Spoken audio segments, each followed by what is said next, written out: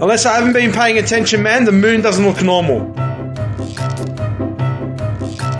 You keep the pressure on, correct? We stay until we win, is that right? At the moment, you're under arrest for incitement. Have you guys been following me? We're winning, folks. Okay, we're winning. We're pushing back the dark. You ask simply 2 questions to find a filthy Freemason démolé. Where did you go to school? Which primary school? Which high school? And who's your daddy? Hi everyone and welcome to Tinfoil Tales. I'm Sauce. Hello and welcome. I'm Sandy. Back in episode 1 and 2, we touched on the Australia Project and plans for parallel elections by sovereign citizens in the movement. Things have evolved and we just have to tell you about it because things have gone a little bit next level. So in the run-up to the federal election, we heard about their plans to free Australia, but unfortunately for them, the vast majority of citizens ain't buying what the freedom movement is selling. I mean, we know this because despite their very best efforts to put Labour last, they are in fact in government. The election was an epic fail for freedom, as the only candidate that made it through to a seat in the big house was Zippy. What a huge waste of Clive's money. Ralph Babbitt. Well, not a huge waste, as it has given Joel a new segment. All that time, though, spent being educated by Monica. Completely wasted. All those videos about marbles by Tofu. Completely pointless. There were a lot of casualties.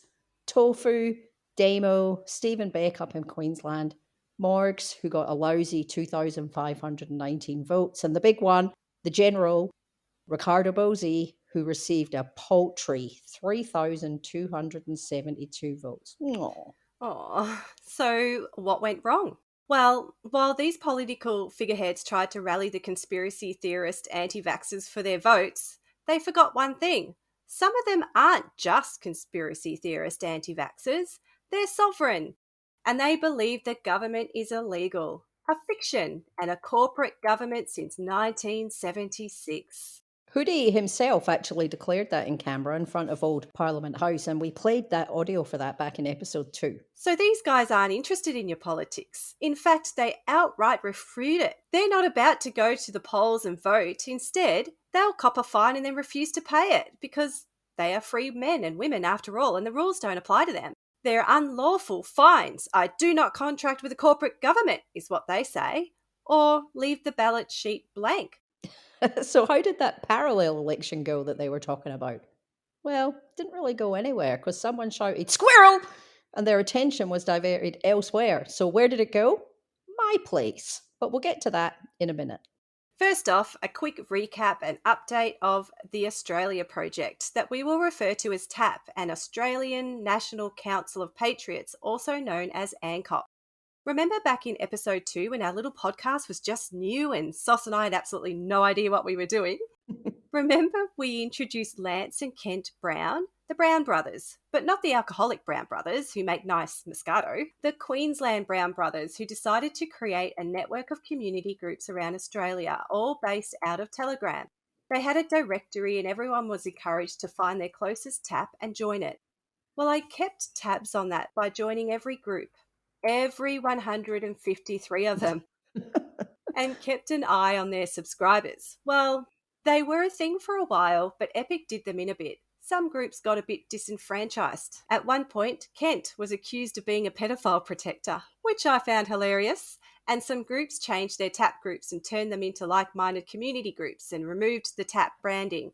So they went from 153 to 76 active groups in a matter of 8 months. Wow. From 16,000 subscribers in total in these groups to 11,000 give or take. Occasionally I see updates from the ANCOP meetings and even they are aware there is about a 10% engagement in all their TAP groups. Certainly not the 100,000 the Brown brothers claim they had, not even close to that this entire time. Remember we pointed out back in episode 2 that was Cooker's math? ANCOP was the Council of Patriots the Brown brothers set up where the leaders of all the groups could meet up and steer the movement in the direction they desired. They still have their meetings and are still keeping things very secretive. They're not very open about who is on this council or what they discuss at their meetings. But every now and again, someone in a TAP group will post some updates or let slip who is attending them, such as recently suspended Dr. William Bay.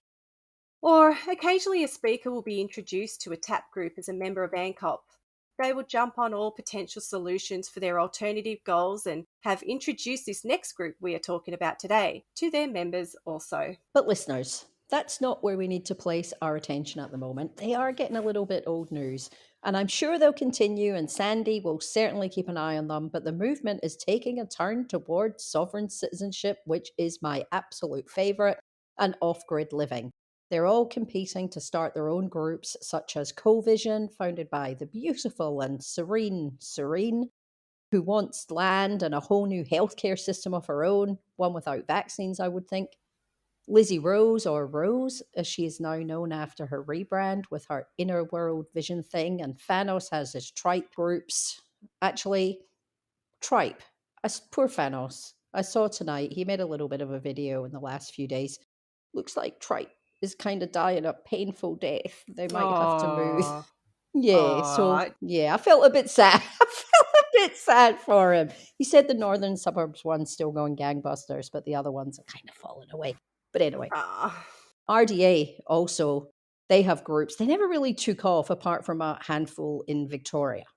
Yeah, the platform she had created on her website to run these groups out of was quickly dead in the water and didn't have much engagement.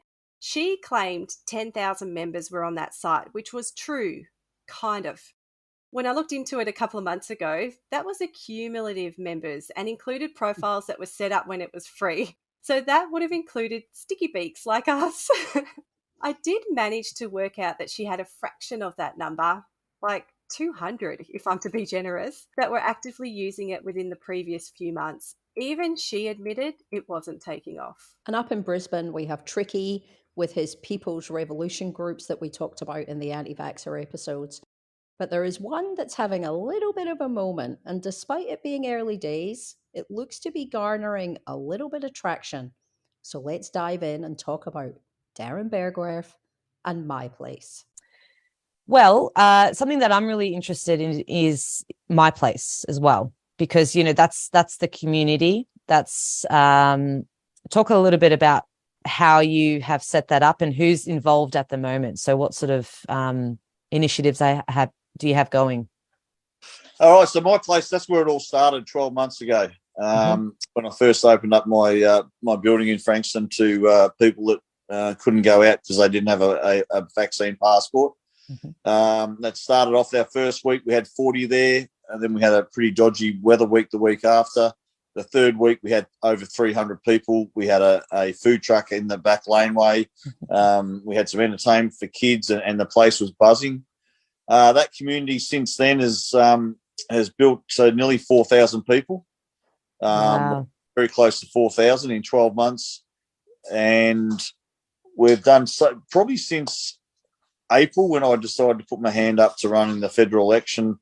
I already had a massive amount of support with the people in the facility, in the community, and they all got behind me, and we pumped out a really good election campaign in the 5 weeks that we had.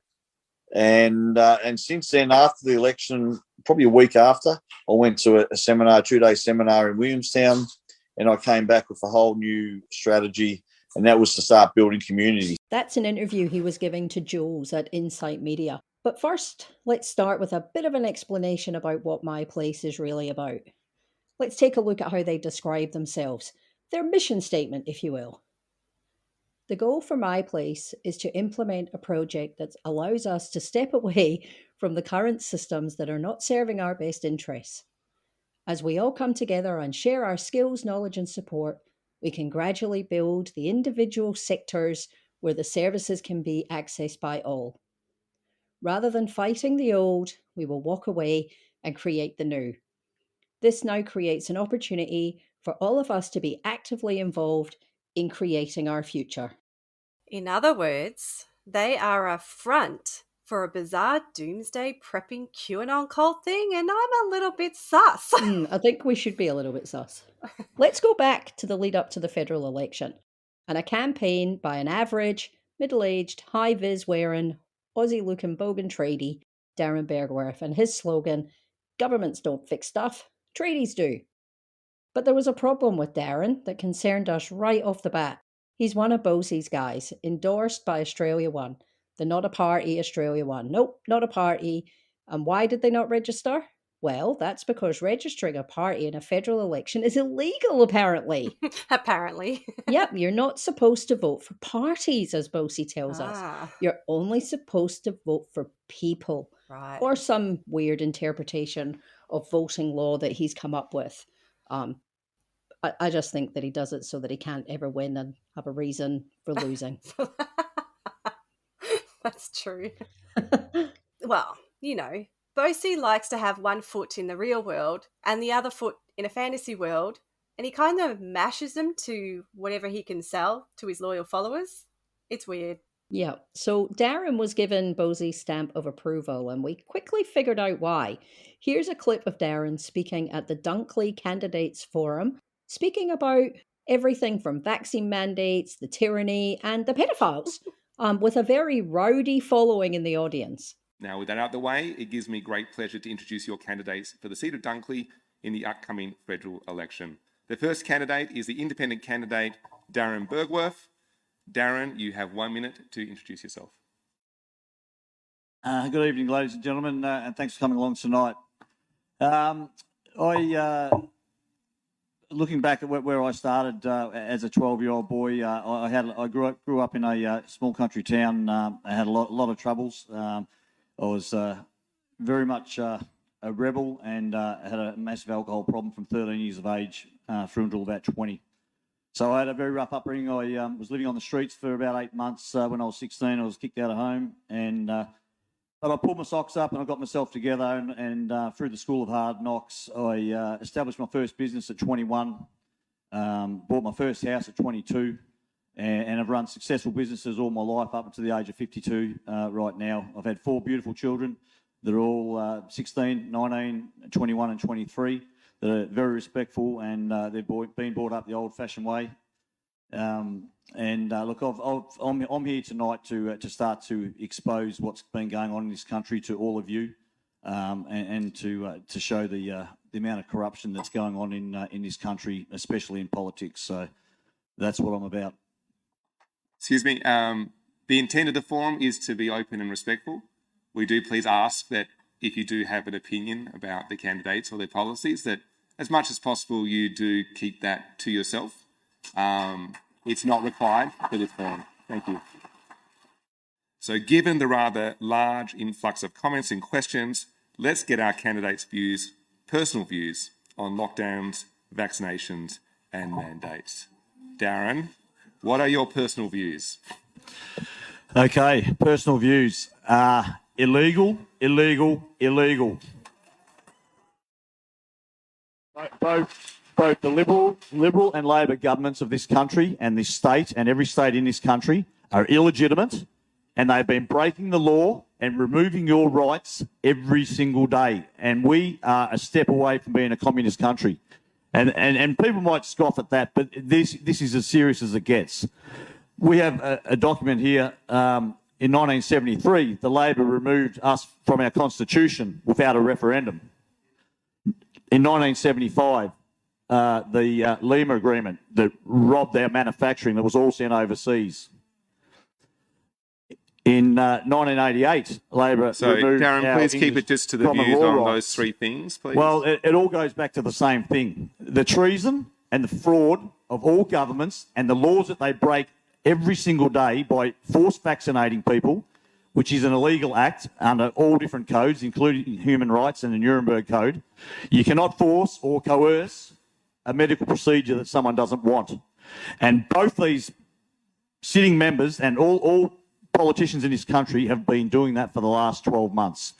And there should be a royal commission into our governments, and they should be removed and put in jail. There's a lot of talk around trusting government declining. What would you do to regain people's trust and restore faith in our political system?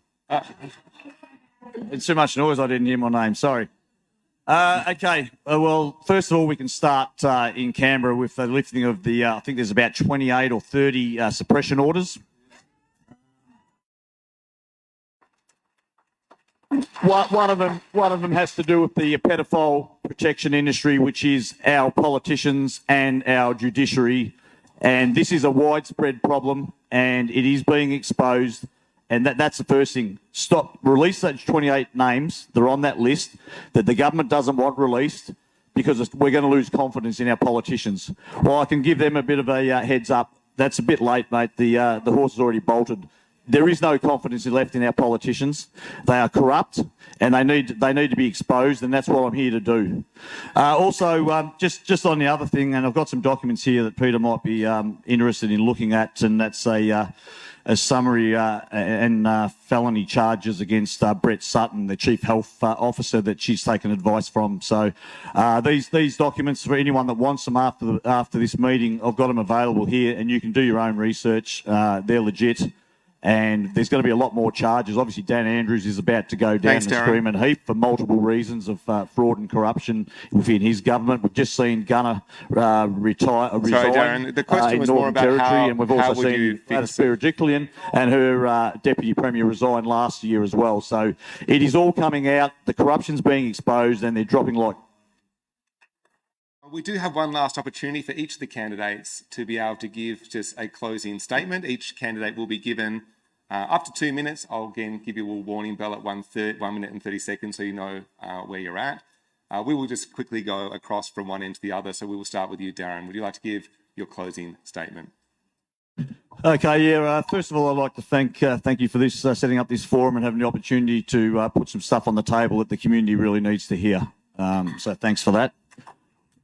Thank you also to everybody for turning out tonight to come and listen to all of us say what we believe is going on in this country. We really need to have a good hard look at ourselves, and if people can't look at what's going on, and people are still so blinded and trusting in the government, if you look in a rear vision mirror and look at the chaos and the carnage that both these parties have left behind us over the last 40 or 50 years. It is disgusting where this country has gone. And those diggers who fought for us, who gave their lives as young men on a foreign land so that we could have freedoms and rights and a country we could be proud of, would be turning in their grave right now for what we as people have let this country become. We have been coerced and railed into believing a certain way. Our education system is not an education system, it's an indoctrination system. And we are being brainwashed to a point where we are all going to be so bland and so one-sided that we have no future. So wake the hell up and get on board and do some frickin' research instead of watching TV every night. Actually find out what's going on in your country. Thank you. How crazy was it watching this play out in real life? The 28 pedophiles being brought up alongside other legit candidates for an upcoming election. In real life. Also, the documents he mentioned against Brett Sutton led nowhere. And when they were asked at this forum what would they do to support underrepresented groups such as the Indigenous and LGBTQIA, Darren predictably refused to answer and had nothing to say. So remember that when he wants to use the sovereign Indigenous to promote his My Place groups, or when he says he's there to support all people in his community.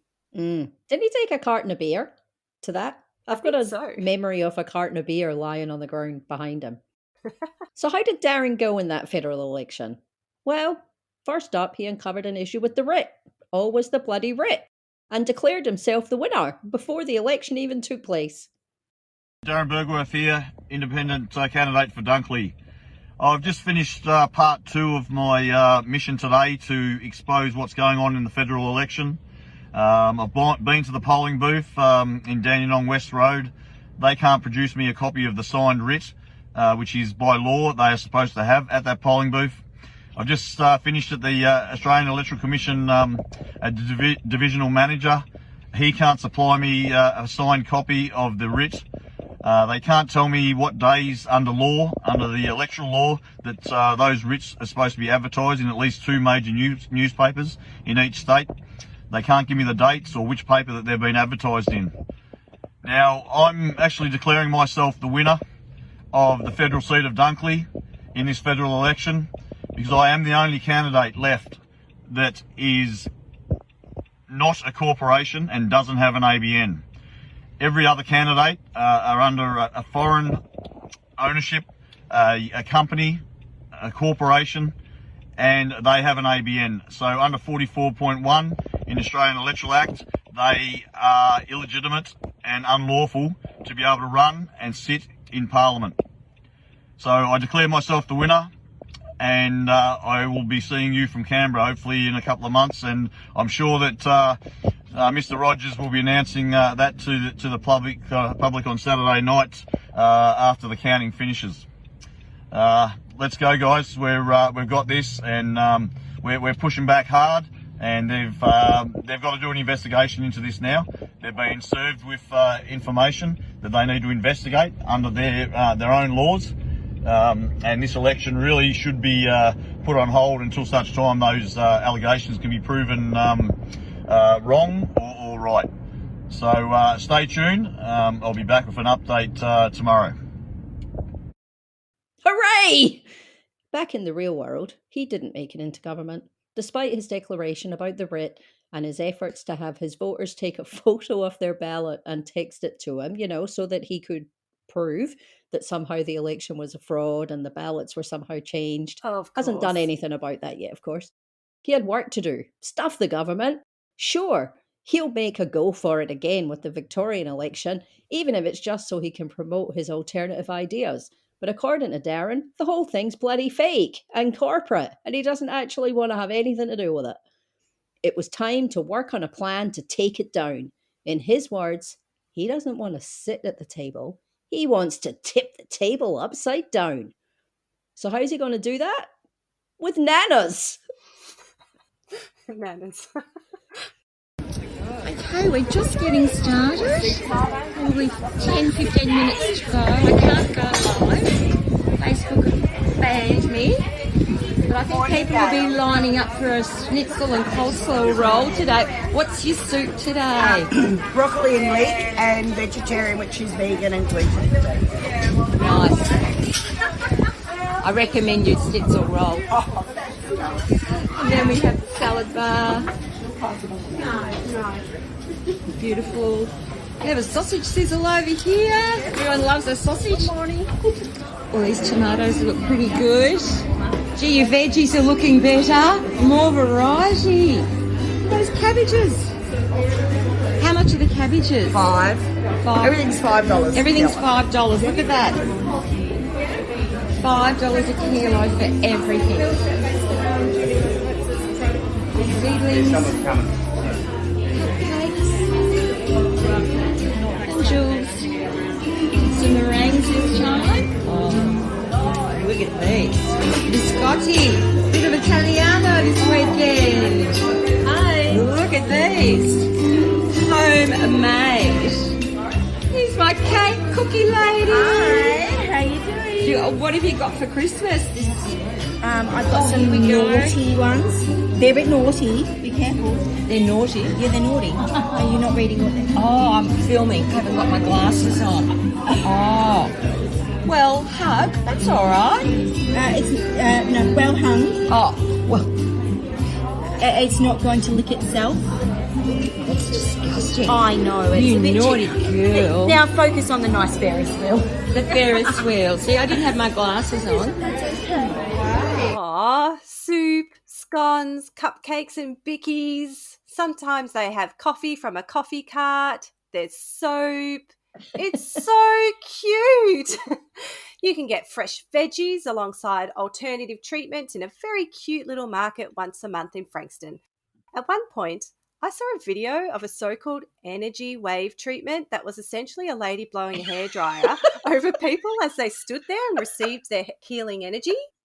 That was called a quantum physiotherapy terahertz light wave energy device. Say that 3 times in a row.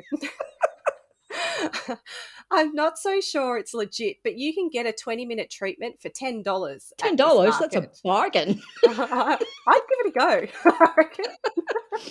So the nanas offer up weekly walks, social cuppas, organise dance lessons for their dance parties. It really does sound adorable. But hey, once a week, your kids can go and get a self-defense class with Craig Pitbull Cole, who'll teach you how to be zen and cool. You know, Craig, Australia 1 Victorian State Coordinator, toothless guy, yells at COVID testing site workers, did that speech about shooting down the government when he ran as an Australian 1 independent candidate. You remember him. Yep. Great guy.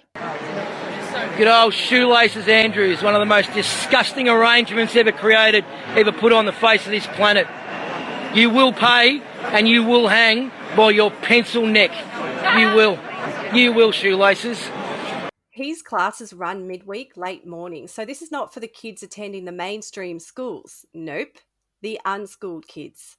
But get this, Craig has a fake spiritual side where he meditates to aliens at Ayers Rock and does these talks about being a better person. Like, I don't think he practices what he preaches, and I'm pretty glad that my kid is at school and not attending a warrior spirit class with a Trump-loving, Dan-hating bogan, an all-round terrible person. Oh, Sandy off the long run. So the scones and the dance lessons and the parties all look pretty innocent and cute. But then there's the homeschooling at the venue for the kids that have been pulled out of mainstream school out of fear of being jabbed behind their parents' back or indoctrinated into the LGBTQI plus community, because we all know these peoples have a lot of angst against woke culture and have woven that into their doomsday beliefs. These poor kids, instead of going to school, they're at a QAnon prepping site. Boy, will they have stories to tell when they are older and like integrate back into society. Fast forward 10 years and kids, if you're listening to this, reach out. I want to know. Yep, we're here.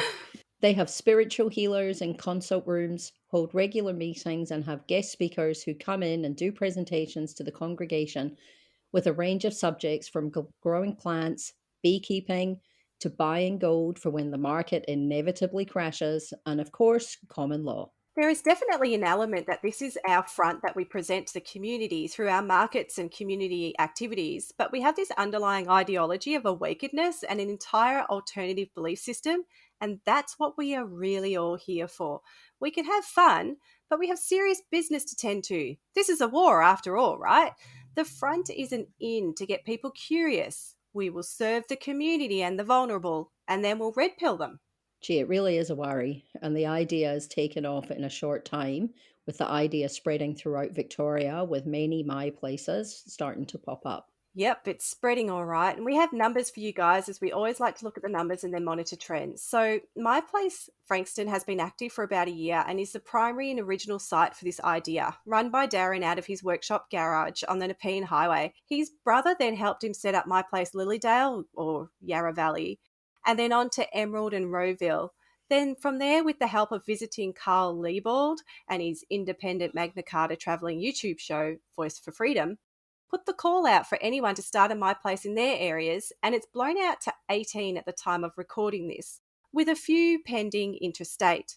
The Facebook group that My Place Frankston is managed out of has over 4,000 members with a few familiar faces such as protesters David Stills, Billy, Twig, and Ed Gilbert.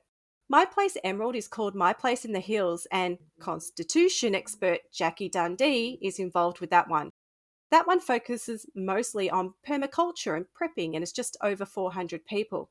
Yarra Valley has over 700 people, and the rest that have popped up range from a dozen to a couple of hundred members. Darren has admitted that the groups outside of Frankston mostly consist of the same people who are members of Frankston Group, but they've just created their own spaces closer to their homes. So I'm leaning more towards the figure in the Frankston Group being 4,000 is probably accurate, with a portion of those who wouldn't be active. This is a starting point. Either it will take off and we'll see all these groups' numbers grow and indicate recruitment, or some groups will drop off and the numbers will settle. At this point, it really does look like they're recruiting the already converted, who are working hard on making these places appealing and recruitment ready, Recruitment is important because with bigger numbers comes bigger financial opportunities. You know, and when they get their own building, and they're going to get to that stage now where they've got 600 members, $1 a week each, which is absolutely nothing, $1 a week. That gives them enough to go and rent a factory, 3,000-foot factory, put the power on and have change. That's how simple it is. Once you get to that 400 or 500 mark, you can find a building that you can rent and start saying, right, we can do stuff every day of the week now. We can hold our own markets, we can hold fundraisers, we can have discos, we can do whatever community functions you want to do to raise money. We had some down at Frankston where we raised $9,000 for the federal election campaign in one night for my fundraiser. So it's something to work towards. It's not something that you need straight away. Those cute markets that we talked about, well, they make money for my place because they're not free. It's $30 for an inside stall and $20 for an outside stall. Darren's bragged of having 50 stalls. Then there are consult rooms being used by practitioners offering healing services and donations and fees for the activities that they provide. There is a problem though, the minutes. They release monthly minutes of their meetings, but there is never a treasury report when there should be with a community setup like this. Otherwise, there is no transparency. Just the same as all other groups and businesses in the movement taking in donations for services that are supposed to benefit them all, no one knows what money is going in or out here either, and that raises more flags. Understand where we're at. This is not just all, it's not all fun and games. This is freaking serious. We are at war, and we've got to treat it like that, and we've got to get serious. Yes, we can have fun and have all these good things. I love it. It's great, but we've also got to have the serious side to it. Now, this is where we come to the SovCit common law stuff, which is my favourite subject. Cue the winningest lawyer of them all, who came up with the idea of forming councils. I've discussed him briefly before, but let's do a little bit of a refresher. Back in July, on the lawn in Canberra, Everyday Phil was regaling us about a lawyer so winningly that he had never lost a case, ever. And he'd had 27,000 wins. Wow. And currently had a case in the federal court against Peter Dutton. Whoa! I thought, that sounds like a crock of absolute shit. I spent hours trying to debunk it straight away, but I couldn't find a bloody thing. Story today from a barrister who's won 27,000 cases. He says in 1901, the biggest contract in Australia was signed. The biggest contract in Australia was signed. And he said it was signed between the British Commonwealth, Queen Elizabeth, who was ordained by the Archbishop and is God's representative, to the Australian people, the Commonwealth of Australia, Australian people. And everybody took the solemn oath to abide this contract. Now, solemn oath, an oath is strong. A blood oath is what Satan uses, which is stronger than an oath. A solemn oath is your soul. So even in death, you are bound by this contract. And part of this contract is that you will never obey any other king's or person's law. Never. If you do, you could be charged with treason.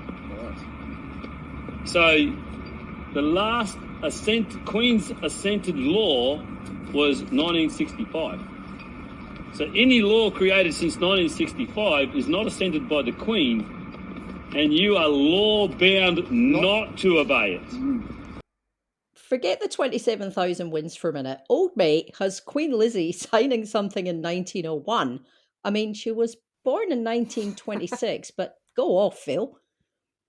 So I filed Spiros under unresolved in my head and moved on. Not long after, I started hearing people talking about the People's Trust. Maybe it was on Phillip Island Radio that I first heard about it, and I saw a comment on Facebook from someone who said they were on the board.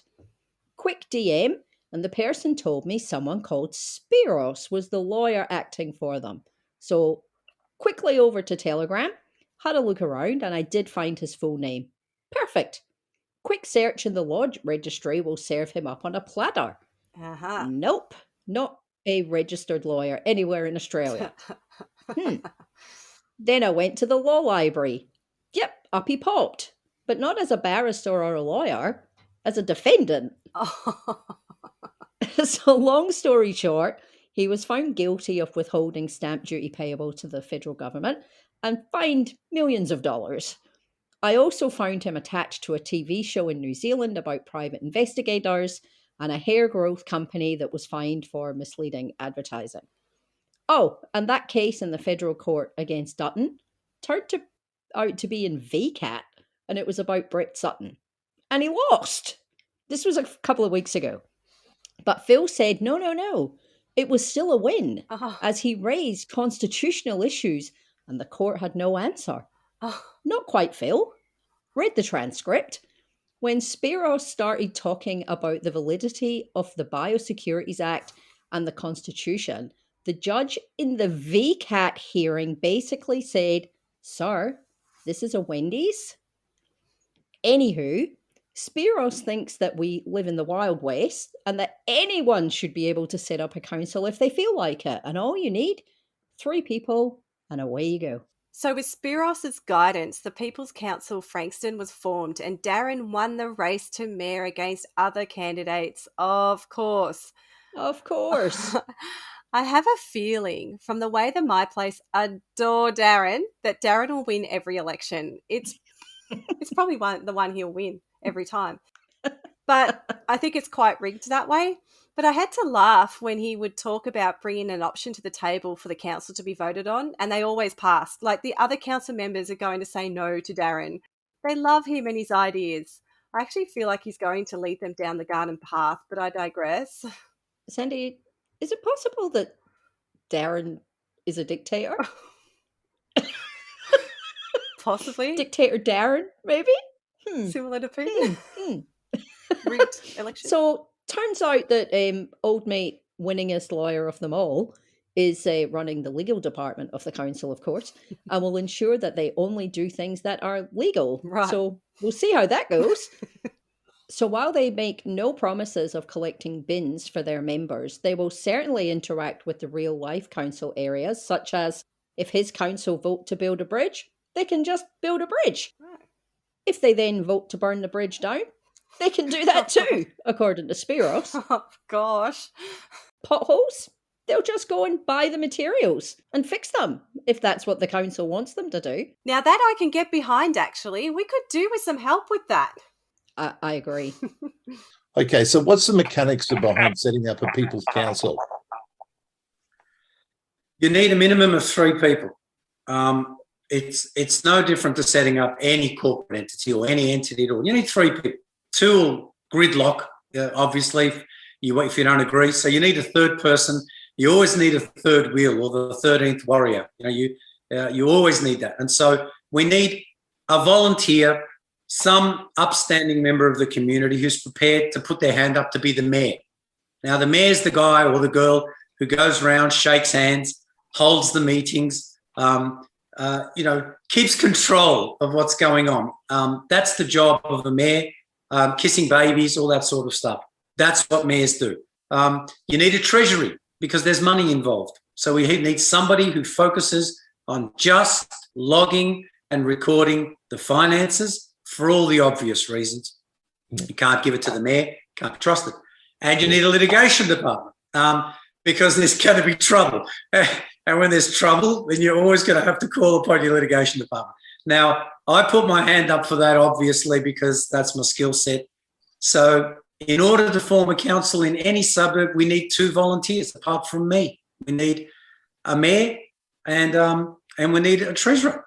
And if we can find those 2, well, mate, we can set up our own councils, and they are perfectly legitimate entities and can actually go about looking after the community and doing whatever the community wants them to do, which is what a council is supposed to do. So they could build a bridge. If they needed to build a bridge, they could build a bridge. You can build a bridge. You can blow the one that's there now up. You can do anything as long as the people vote for it. They're also running this thing that I found them originally, the People's Trust, where they query the jurisdiction of things like rates payments. So in essence, you send them your rates notice along with the payment, and they'll then put that into a trust. They then investigate whether the council has the right to issue that rates notice. Meanwhile, you've missed your rate payment date and the costs are now escalating. Oh, and it's $10 per bill for them to do their research. Oh, God. This is all run by volunteers, by the way. Sounds very sus. But Darren has admitted in one of his interviews that it really is a strategy that they can use to bring people into my place by dangling this carrot that they could potentially save you money by not paying your bills. Yeah, I don't know. This is where sovereign citizen stuff gets scary. Even Wayne Glue lost his house trying this kind of thing, and he's supposed to be the expert. Yeah. So we've got Darren and Spiros and Tap behind this, but let's not forget that Guru, Bosie, and Carl are kind of joining in on the plan now too.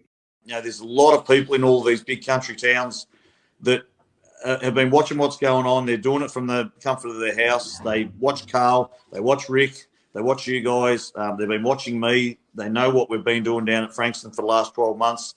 And the minute they start a Facebook page, all these people jump on board and they don't know how to interact in their own town. They don't know who else is on the same page as them until the page gets put up, or the group.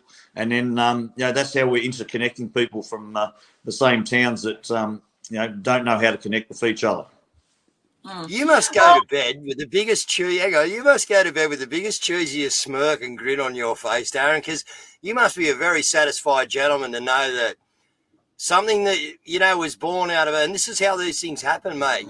This little place in Frankston, you know what I mean? And this little idea but sparked off that has now turned into, more or less a bushfire, isn't it? It's just we're popping up everywhere, you know what I mean? So, yeah, again, thank you for what you've done. Thank you for following your soul and following the good Lord or whatever, you know what I mean, in your little, and this is what I talk to you about, guys, okay? Bring your skill set to the table. Darren's just showed you his skill set. It was to put one place together, and now it's like a franchise. It's just multiple. It's just, we just multiply it. Like we made the kitchens at Epic. It's just simple. It just happens. It's multiplying because it's actually current. It's ready to go now. It's something we can do today. Whereas all the other things that we've been following, and look, I'm part of a movement which you know about with A1, and I follow Rick and love his work. But all of the other projects that are going on are destinations, and we're sick of waiting for the fucking destination. We need to take action now, and that's why everyone's sick of waiting, and that's why they're jumping on board with this, because it's current. It's what we need right now, and we're not waiting, which I think is part of the plan anyway. They keep putting it off to make us get angry and actually want to do stuff ourselves. So that's working at the moment, and more people are getting on board. So while Darren enacts some action while they wait for the plan that they trust, he claims their group has been responsible for, or at least assisted with, local issues such as the red light and speed cameras on Nepean Highway, Frankston, that were installed and catching everybody who weren't properly made aware the speed limit had changed to 40 for outdoor dining. That pissed off the entire community, and many fines were overturned and refunded after citizen pressure. He also claims to have helped secure Little Ollie's council permit down at Oliver's Hill to be reinstated. To be fair, the whole of Frankston wanted Little Ollie's to be reinstated. That is a very popular food van. The citizens applied pressure to the real council for that too, and made that happen. But most disturbing is Darren's take on helping a homeless man who lives down an Oliver's Hill boat ramp, who, according to Darren, was being moved on by the council until he stepped in and had that decision reversed. Details are very vague on this, but I did find a media release from Frankston Council that states rough sleepers at the boat ramp were being offered alternative assistance under their Frankston Zero initiative, where the council would assist homeless people and link them up to agencies such as Launch Housing. So while it may seem like they were being moved on, they were actually most likely offered other services for their situation. But Darren's take on it is that he stepped in to offer a place for this man to park his van and have a shower, etc., and then advocated for him to apply pressure to the Frankston Council to be allowed to stay in his van at the boat ramp, and won. But when claiming victory for that, he wrote in the comments, "This was a community team effort. There are thousands on Frankston notice board that have a massive outpouring of support. We need to bring them into the People's Council and my place also." It appears obvious that Darren intends to use situations like this to bring people into his groups. It appears this man attends their meetings, and he has even been introduced to the audience when Carl Liebold came to visit. Perhaps there is some good intention when doing these things for the community, and if it came without ulterior motives, it would be a great thing. However, the problem is this targets vulnerable people who can then be primed for a fantasy sovereign citizen movement where Bosie and the like can then have an influence on them, and that can never be okay. So Darren and his council crew also keep tabs on the real Frankston Council meetings. They attend every Monday, all wearing high-vis. Of course. They love bloody high-vis LARPing, don't It's they? their costume. It's Yeah. crazy. A few interesting moments have occurred, such as that time Darren claims the mayor of Frankston, Nathan Conroy, acknowledged him as mayor. Because I know in previous interviews you spoke about how where the current council in Frankston actually acknowledged you as the mayor. Is that correct? Yeah, correct. That was about 3 weeks ago. Monday, the 3rd of October, we went to their monthly council meeting. Actually got 2 this month because we're going again Monday night and tomorrow night. And there was a moment in there where we had the whole council chamber filled. We had all 50 seats taken. We had quite a few of us there in high vis, and I was sitting at the front. And there's a time in the meeting where the mayor needed a motion to be moved by one of the councillors, and none of them seemed to want to put their hand up to do it. So I thought, well, I'll put my hand up to take the piss a little bit.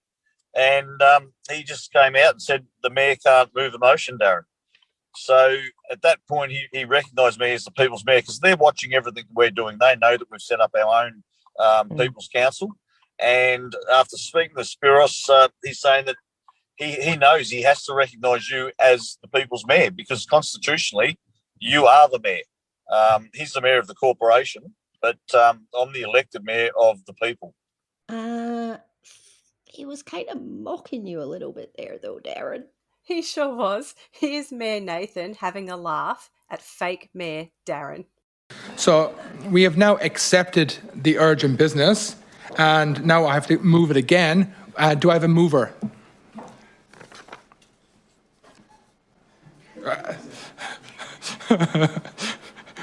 The mayor can't move it. Sorry, Councillor Hill is moving it. Frankston certainly has a war happening, the war of the mayors.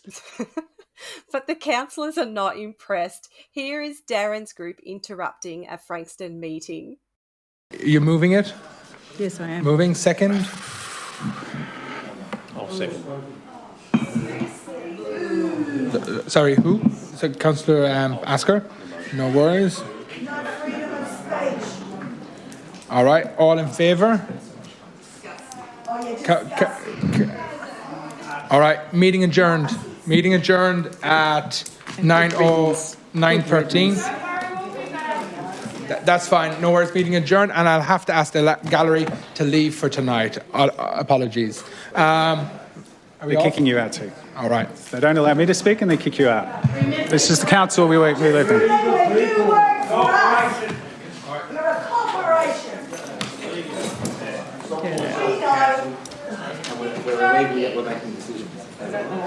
Disgusting people. You're not a council, you're a corporation, and you're going to be found out. Thank you.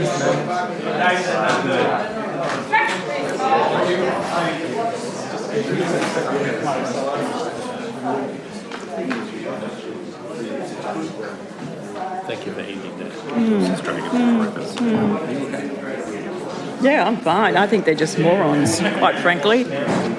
Couldn't care less.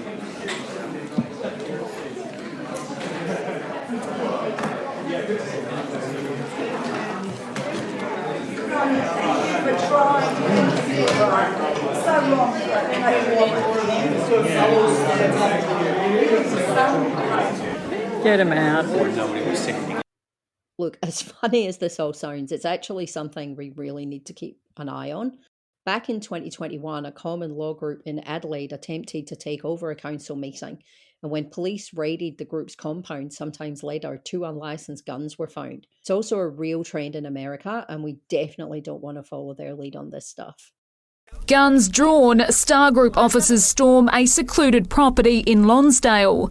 We have no reason and right to be here. You were detained under a general search warrant. Members of a so-called anti-corruption movement question the heavy police presence.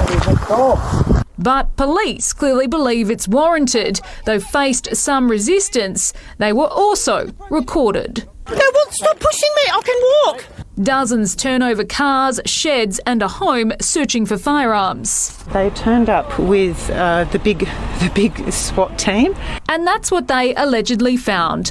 Police say a loaded handgun, a rifle with ammunition and drug equipment was discovered at the Liston Road address. The 53-year-old who lives there, taken into custody. And they've kidnapped one of the guys with no crime. He doesn't know why he's been taken away. He and those at the property say they are members of the Commonwealth Justice Assembly, a group formed to fight against fraud.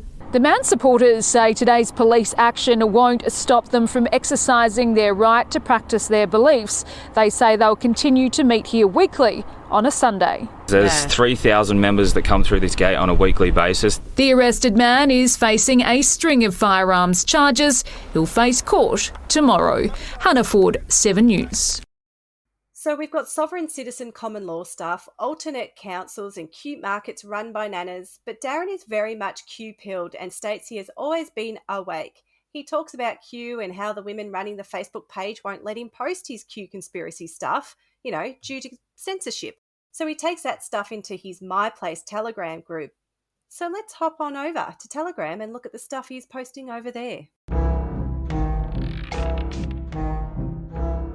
Here's some recent examples. This one is about the Evergreen ship. Apparently, that was seized by who I'm assuming is the White Hats. In actual fact, it got stuck in the Suez Canal. Remember that? But according to Darren's very reliable sources, I am sure, that ship was seized and it contained 1,200 kids that were rescued. That's good news, but then there is terrible news because, after all, this is the deep state imposing misery on all of us and our poor children. We are at war, prepping for the new world order, so not all is rosy here. Because 1,350 children were found dead on this ship. That figure had to be higher than the alive kids because that makes it more believable, right, Sos? Absolutely, I believe it. Yeah, more kids dead than alive. Moving on. 30 years of climate change weapons were seized off this ship worth $40 billion. What is a climate change weapon? I don't know. Cloud seeding planes? Now, there was a nuclear warhead that was heading to Romania. Things have taken a turn. Of course, they're heading to Romania, so that doesn't sound very good. Thank God they intercepted that one. Oh! Got to include the vaccines, of course, since they are the main weapon of the world genocide. So thankfully we have been saved with 2 million vials of fake and deadly vaccines, all seized and now in the hands of the good people. Phew! And speaking of the vaccines, according to Darren and his Telegram page, the live creatures in the vaccine do exist. He shared that from Q News International. So Dr. Maday's theory has officially been confirmed. Happy days. Can I just say, any publication that's called Q News International, I don't know if it should be taken seriously. But one more just to end this bit. Over to the royals. So apparently King Charles is to abdicate the crown over to Prince William because it has been discovered that a former palace valet claimed he caught the future king in an unmistakable sexual position with a male royal aide. This former palace valet is of course dead now, but he is. But he gave a taped confession to Princess Diana, which is lucky. Except the tape mysteriously disappeared after her death in 1997. But a source says that Queen Elizabeth ordered the tape found and destroyed. So there you have it. Like, having a gay king would scare anyone other than Darren and his ilk anyway. Well, didn't you tell me that my place was about scones and dance classes and nanas? Final thoughts on Darren is that he is a Q peddling SovCit living in an alternative fantasy world, creating his own hilarious version of the real world. But it is unfortunate that this everyday Aussie tradie looking bloke and the setup of these groups will have the ability to draw some people in who will finance it and grow it, and in turn allow people with alternative radical ideas to get together. They'll stay in the rabbit hole and have no need to come up for air and get in touch with the real world. And I have to wonder, where will all of this lead us? You know what they say, build it and they will come. That's a motto sprouted about frequently within these My Price groups and the speeches they make to sell their idea to others. See, at some point, the sheep, the normies, the regular sleepy people will figure it out. This may be in the way of mass die-off of vaccinated people, or when the general population start being starved, lose their homes from inflation rates and the economy crashes. This is where Bergwerf and his merry band of men and nanas and their prepped up My Place groups will be ready with open arms to receive us. And all our children. When they get hit with a sledgehammer, which is coming, then they'll come looking for us. And that's why we have the communities build it, and they will come when they're ready. Yes. You stand for what you believe, and you keep standing in the quietest, most loving way that you know how. Sometimes, like we, straight in your face. And whoever wants to get it will get it, and who doesn't, doesn't. When their time comes, they will. All we can do is pray that they realise they'll still have a chance. And the world come forward and to be there for themselves. That's casualties. And they're, well said. They're on their own journey. They are on their own journey. You can't help the alcoholic that's laying in the gutter that doesn't want to be helped. And until they reach out and come to us, and if they've got somewhere to come, and that's what we're building somewhere for them to come when they're ready. We can't drag them kicking and screaming. When they're ready, they'll come and join us in their own time. That's all there is to it. We don't have to fight them. We build the replacement communities, the replacement councils, the replacement systems, and as they see that we're living a great life, they will come. We had a special request from Rebel on Twitter to do a Canberra update, and we reckon it's time to do one. But minus the Brad stuff. Brad is a bit of a useless distraction, in my opinion. He is an unfortunate soul who's probably more an example of what happens when you get people with potentially and very likely addiction and mental issues and whip them up into a frenzy by a movement like this. That is what you get. The good thing is that Brad is not recruiting. He's not contributing towards the movement or influencing very many people. He is having zero impact in the bigger picture. Something definitely needs to happen locally, though, as he is causing a lot of stress and trouble to the community, and he appears a bit beyond help. He needs authorities to intervene. But in the bigger scale of things, when we have the likes of Darren Bergwerf, who does have influence, maybe our attention is better served there. Or when you have these alternative belief activists clashing with true activists, such as the Aboriginal Tent Embassy, which Soz will fill you in on now. Okay, so let's start with a quick recap of Makada fallout.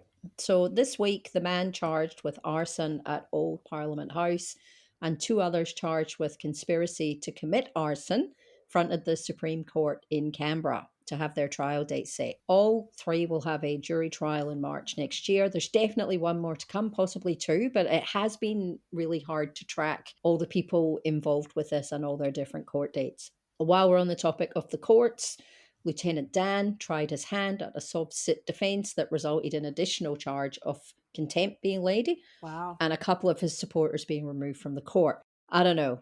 I'm thinking we need to buy them a subscription to Freeman Delusion. Maybe Rob Sudi can bring them back from the brink. I don't know. We'll fundraise for that. Yeah, I think so. Dan's now threatening to play the audio of his case, which is a dumb move, as that may result in additional charges. The same thing happened to Buddy Shillingsworth not that long ago. He shared an audio from his case on Facebook, and 2 days later the cops arrived and took him down and laid another charge. They had a visit from Glenda, Jenny, and the Galactic Losers, who thought they'd pop over and take back the Aboriginal tent embassy. If by take back they meant spent one night in a camp away from the embassy and then be booted off by the legend that is Leah House, then mission accomplished. Yep. Well done. Look, Tom Tanaki has released a video on this. I suggest you watch it. If you haven't already, go and follow Leah House and Roxley Foley on their socials. Those guys are doing, real work. Yeah, we're just sitting here watching it all happen from the comfort of our homes, and they're actually being confronted with it now twice. And it's a huge distraction from the actual work that they do in their communities. Yeah, and they have actual jobs and actual lives, and it's just all these groups. All they do is just disrupt. They disrupt everybody. I think I get frustrated as well. This thing that they they're all about origin. Yeah, so remember when they were in Canberra, David Cole from OSTF brought in all these elders from all around Australia, this Wirrigin thing, where they had the blue and the red and, they're never together and they stand at the lake and put one finger up. I get frustrated because none of them showed up at the Supreme Court for Buddy or for Rain. Yeah, so these are two Indigenous people who are charged rightly or wrongly, whether you agree with their SovCit beliefs or not. I'm not talking about any of that. What I mean is you can't say you're all about that and that you're there, for unity, but none of them showed up at court for Buddy or Rain. They never know about it. Like if you ask them in a question in a chat or wherever, they'll go, "Oh, are they in court?" Right. That's odd. Yeah, it's just really frustrating. They're just a pack of hypocrites. But anyway. Yeah. Jessie has been back and forward into town. So whenever Jessie's in town, they just go to embassies late at night and yell at the embassies. I'm assuming that's for Jessie's Gab profile, because it doesn't matter how many times they say the fight's in Canberra. No one has the slightest interest in actually going there. They're pointless. They're completely pointless. There's nothing to it. They're just yelling at empty buildings the whole time and disrupting. Correct. Oh, it's just gross, all of it. Lieutenant Dan has found a mum and a baby possum on the way down to the lake. He's totally ruining them by feeding them apples and sticks his camera in their little faces every day. They're very cute. Vegemite and Lamington are their names. But I'm not sure giving them fruit, all you're doing is making them reliant on you feeding them, mate. They're wild animals, they're not your pets. Karen Brewer's coming into town apparently, so we'll keep an eye for that. But apart from that, that's kind of all that goes on up there. Don't get me wrong, I wouldn't want to live up there because, Oh, I feel bad for the locals up there having to also put up with it. Yeah. I mean, it's just really difficult, because one thing I didn't realize until, we're in a group on Twitter, I didn't realize that there's very few laws in Canberra that they can actually get them for. Like they don't have drunk and disorderly like we do. Oh, really? Yeah. I was wondering, I'm like, why don't you normally, wouldn't someone just pick them up and just send them off? No, they don't really have any of those laws. So, I mean, we can't just go, arrest them. But arrest them for what? Like, if they're not breaking a law, we can't just pick them up because they're pains in the arse. But you know how people will just come along and grab somebody and just commit them without their consent, commit them into a mental facility if they're that bad. I don't know. Are they that bad? Is Brad that bad? I don't think Brad is that bad.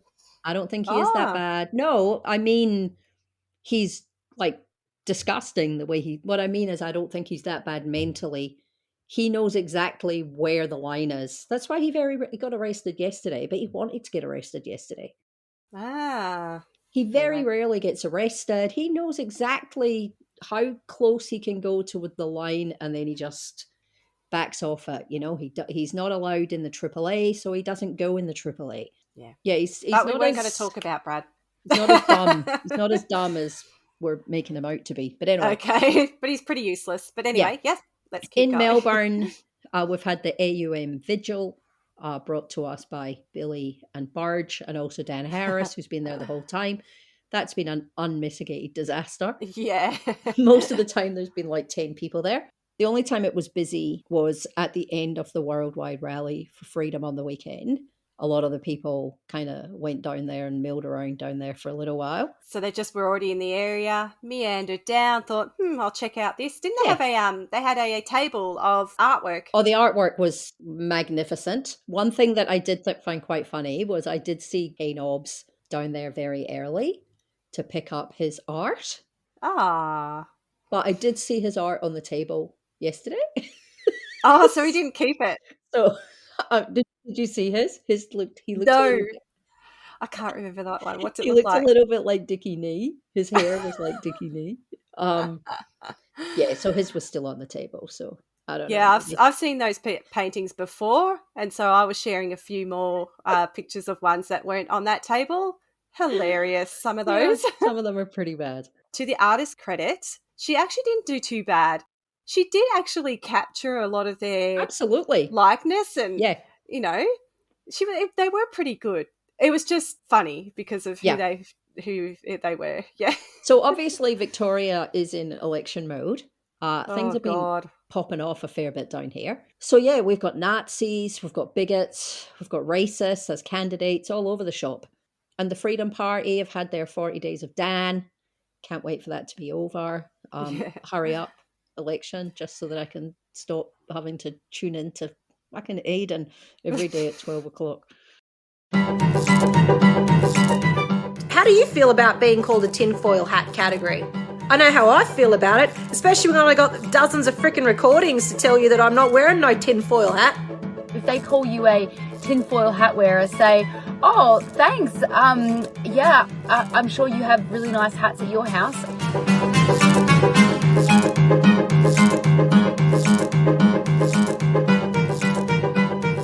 This is the part of the episode where we get to share random clips with you, and today Sauce is going to go first. Here's the clip. But I wanted to address the imbeciles, the cowards at the CMFEU. John Setka's little minions. John Setka, who is Daniel Andrews' little bitch. Now, by all reports, what the CMFEU shop stewards, the little girl guides, John Setka's little fairy godsisters, you spuds. Seriously, you are dead set grubs, shoppies. Because you're communists. You imbeciles. Do you actually know what you're doing? Because they are bullying, as I'm led to believe, on the sites. They're bullying the members into voting for the Andrews government this election. That's right. You brain-dead imbeciles. If you, you need someone to help give you instructions on how to tie your shoelaces and put your hard hat on, you morons. Hang on, so weren't these the tradies that were smashing down the front of that CFMEU and singing horses on the bridge? So a few things. Okay. By the way, that's Toothless Craig Cole. Yes. So a few things about Craig. Firstly, if you're going to launch into what was a much longer tirade against them, yeah? Okay. Firstly, the union's called the CFMEU, not the CMFEU. So I didn't even notice that. he calls them the CMFEU every time he says their name through the entire, I think it goes the whole thing goes for like 6 minutes. I have never known a group of people to be so salty over another group of people that they would fall down on their knees if they joined them tomorrow. You know what I mean? Like, they get so angry whenever they see them on the street. Every day. You know, they go to the CFMEU place and they boo. If tomorrow John Setka was to say, we are now all freedom fighters, they would be crying with joy. Like, they are desperate for people to like them. Yep. They wanted those tradies. And it burns them so hard that the CFMEU want no part of them. Yeah. Well, that happened back at that protest they had over there. Like, originally the CFMEU members were just mad about their lunch breaks. Correct. And the other guys just jumped on it and assumed, oh, now they're all part of your group. Absolutely. And then they were so Absolutely. devastated after that big, Westgate Bridge and all that Yeah. stuff. And then they were trying to hold rallies again. They're like, where's all our tradies? They've all ditched us. They went back to work. Yeah. So that was the first thing that made me laugh. The real reason that I put it on there was Craig's a little bit shitty with Freedom Party Victoria. Ah. So Freedom Party Victoria have preferenced Labour above Craig. Wow. And obviously he's not happy. He's a little bit Mhm. cross. But then it came out, allegedly, according to Aidan and Morgan, not according to me, that Craig had threatened them. And that's why they'd done that. Oh, right. So it has thrown the cat amongst the pigeons a little bit. Like there's a lot of people now like getting real shitty. In fighting, we're used to that. Correct, with Morgan and, he's a shill. Yeah, because in the last 2 weeks, Morgan has torched every relationship that he's I've got been with really every other surprised. Freedom Party, every other. Like even with David Limbrick. And then Yeah. they were saying that he was no good. Yeah. God, what? He was at your protests. I know. And then he's come out and said, anyone who's doing like a third party how to vote card, if you want to take direction from someone who's not even from this state. So he's talking about Joe Jamal, which again makes it just makes no sense to me. But yeah, that's why I put Craig in there, because it meant that I could talk a little bit about what's happening with the Freedom parties in the lead into the big day. Well, they've got a conflict of interest anyway, because the Freedom Party is a registered party and Craig Cole and Australia Correct. One, they don't agree with that. So, Yep. yeah, they were never going to be friends. All right, so this is my part. I have one to show you. You're going to like this one, and you're going to know why I'm showing it to you. Here we go. I joined the Angry Victorian Party for one reason. I'm angry. To make Daniel Andrews turn into red mist. Normally we would call it pink mist, but I want him into red mist. I want give anyone here in the army a job to blow someone up, and they will. All right, we got to talk about this one. Yeah. You had a big week. I did. So tell us, Sauce, what happened. Oh, I was doing my normal Saturday routine of looking at what was happening in Melbourne. I certainly don't want people to think that I spend every Saturday for 3 hours sitting on the couch watching Facebook. No, you have a life I as do. well. I do have a life as well. I do try and be around for, the half hour before the start, just because nothing brings me more joy than the battle for the stairs every week. I don't know why, I just find it like endlessly amusing. And I try and, I'll have it on in the background. So God bless Anthony Barge. Thank God he's back on the scene, because he does end-to-end coverage, which means that I can just have it on in the background while I'm, in the car doing whatever. So I was at home, and it was a worldwide rally for freedom. So I knew that something would happen. So I'm merrily watching the speeches, and I could see her standing on the steps at Flinders Street. And I'm like, oh, here she is. She's definitely going to talk. Yeah. So, like, without doubt, she was itching to get that microphone. So I recorded all the speeches, because obviously I wanted to hear Haz as well. And you also post little snippets of them to us Yeah. as well on Twitter. Which Yeah, is really I try, nice, which is like, good. if something topical that they say, or something funny or whatever, I'll try and put some stuff on there. So I was watching Kath, and she said what she said, and I was like,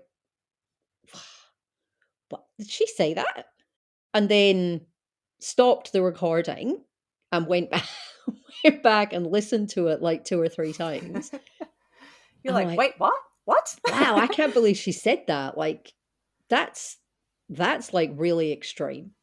Yeah. So, That's obviously, like saying the loud part, the quiet part out loud. yeah, yeah, and it was like Haz's face as well. Like when Yeah. he's kind of wide-eyed and going, oh, and giggling, Yeah. shit, maybe she shouldn't have said that. So obviously I tweeted it. You sure did. It kind of went a little bit gangbusters. I think, look, I don't know what it's up to now, but it's like 275,000 people have watched the video. And we were like, when it was at like 50 or 60, we're like, oh my God. Like, we're going, oh, look at that. And then we saw all these people and we're like, such and such. PR Guy shared it and Chanel Vella shared it. And I'm like, this person's shared it. And, we're going in, we're going, oh my God, what's going on here? I'm like, oh, something's about to happen. Yeah. And look, then I actually started getting my back up about it a little bit, to be honest. Yeah. The more that Heston and Kath tried to like create this context that just didn't exist.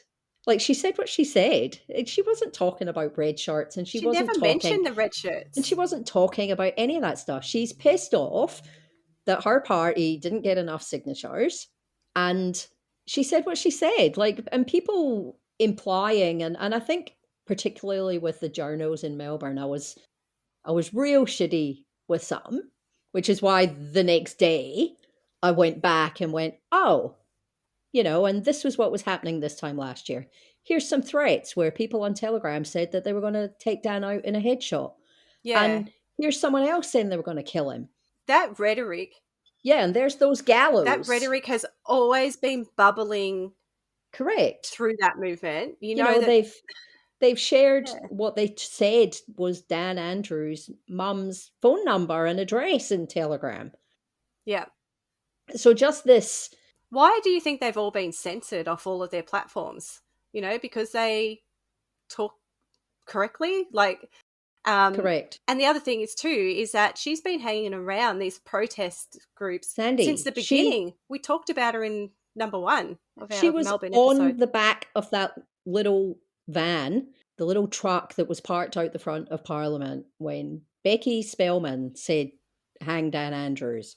Yeah. And standing there as well was Hillbilly, filming it, who's a Proud Boy. So all of this... He attends all of Harrison's protests. We're not Nazis. We're good people. She's just gotten really comfortable talking like that with these people. She was talking to her people, and that's, she was familiar. That's how they talk. She knows they like But I guess I was pissed off that there was so many journalists and so many people on Twitter going, oh my God, this is disgusting. And it's like, where have you been for the last 12 months? Like, we've been reporting on this for 12 months. This isn't new. They were saying all of this 12 months ago. Yeah. To deny don't that. Pretend that you're outraged. No one should be outraged. It was inevitable. Everyone's just got their head in the sand and like being like, la, la, la, la, la, la, la, we don't want to hear about that. We don't want to hear about that. I mean, that's probably one of the things that kind of got us going a little bit when we were watching this. I know when I first started, and then I started through kind of RDA and like Morgan and Harrison, I started getting a bit exposed by who were Nazis by them because they were attending their rallies and their meetings. And I'm going, oh, that's who that is. Oh, he's a Nazi. I'm going, oh, what the hell? And then... So going from that is then when we started seeing all this, like we started seeing all the comments online and then all on Telegram and people I knew that were watching this that were outraged, reports were being made. It was like people made phone calls to Dan Andrews saying, hey, these guys are talking about you like this. This is what they're saying. This is violent stuff that they're going on and on and on and on about. And then that's when, like, I can speak for me, that's when I started going, hang on, I'm not really comfortable with the way this movement's going. We had the Capitol stuff going on in America and we were mirroring a lot of their stuff. So, like, that's when I guess we got talking with Joel and Jack. Yeah. I just found the aftermath of it just, like, really irritating. Like, I found it irritating that it wasn't even the lead story on the news that night. It was the third story on the news.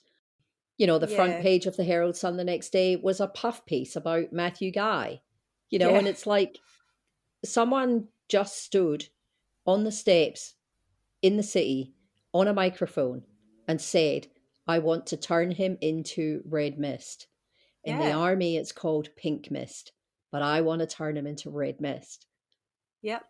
And we are living in a place in Victoria where that isn't the number one news story that day. Yeah. Just blows my mind. It's crazy. And yet when Dan Andrews didn't wear a face mask once when he got out of his car going to a press conference, that was the lead story on the news. Yeah. Yeah. Yeah, and look, I can say too is that I've seen on Telegram too, some just like the term red mist is becoming a little bit, it's been mentioned a few times. So I think it's, yeah. I know it's frustrating because you're like, hello, something's kind of brewing here, but hopefully after the election, everything will die down for sure. Oh, Sandy, I just don't know if it will. Well, we'll be keeping an eye on it, I guess. Yeah, look, I really hope it does. I look at what happens, and not just in America, but I look at what happens. You know, there's far too many far right political parties getting foots in the door in European countries for my liking. Yeah. And I think that it's a very slippery slope, and it's something that should be condemned. And we should talk about it. We should talk about it. We should let everybody know what's going on. And freedom of speech. There we go. It certainly was a moment. That was pretty. I was pretty proud. I was going around telling everybody. Look, and I'm at work and I'm checking my phone every 5 minutes. I was like, oh my god. Anyway, I did very much like freest stuff. We just call them free. I don't know what their full XCHMO or something like that. Yeah, sorry. yeah. Sorry, free. You have a really difficult name. It's too long. The freest freedom in all of Freestan. Who, if you're not following, by the way, you should be. Do you have their Twitter handle? Because it's a little different. It's like an underscore. It's @_XHMKO for orange _. Lovely. I did like their little meme. They did put a funny little meme of like an explosion. And it's got sauce. The man's walking away from the explosion. Sauce. Look, she's a horrible person. Yeah, so yeah. Vote her out. Bloody hell. Get rid Don't of vote her. for her. Yeah, she's weird. She's no good. Yeah, so anyway, I was really proud of you, Sauce. I thought that was really good. That was really entertaining. Look, she got away with it. She was investigated. They asked her some questions and decided that it wasn't incitement or anything. So we'll let it go at that. And that's what it is. Yep. Okay, thanks for listening. We hope you enjoyed this one. We took a break from the Melbourne series to bring you the story of Darren and my place, as we did feel that it was a little bit more pressing and current, and didn't really want to sit much longer on that. But we will get back to Melbourne, and what a journey it's going to be. We're going to be back all the way back in 2021. It's a big year, 2021. So there's a lot to talk about. Oh my gosh. We do want to thank Celery Sorbet on Twitter for their help with this one. They had a lot of Darren information for us, so thank you very much. I think Celery was one of the first ones that I noticed Darren. Yeah, so definitely well recommend giving them a follow on Twitter, as their content is very, very good. So fantastic. It's Celery Sorbet over on Twitter. Feel free to follow us also on Twitter at SOS149 and Sunny Sandy L, that's Sandy with 2 E's, and chat with us over there. Twitter does appear to be surviving the Elon Musk takeover, and we're still on it for now. We will leave you with a little bit more from Darren, Guru and Kaz at the end of this though. But for now, we end this episode in a burst of glitter mist and lots of love and light. Bye. Bye.